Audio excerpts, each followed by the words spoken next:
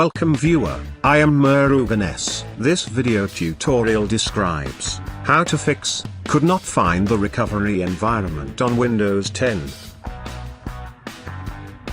Type CMD in Windows search bar. Run as administrator.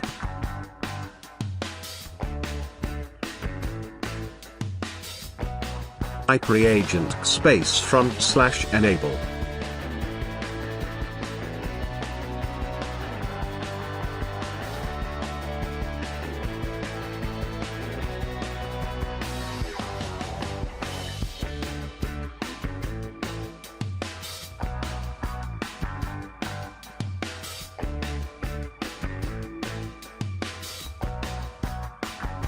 Click Start, Settings.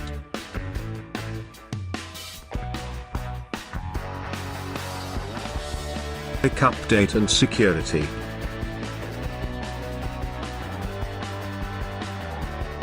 I hope this video tutorial helps to you. Please like, share and don't forget to subscribe my channel. Thank you very much. See you next video.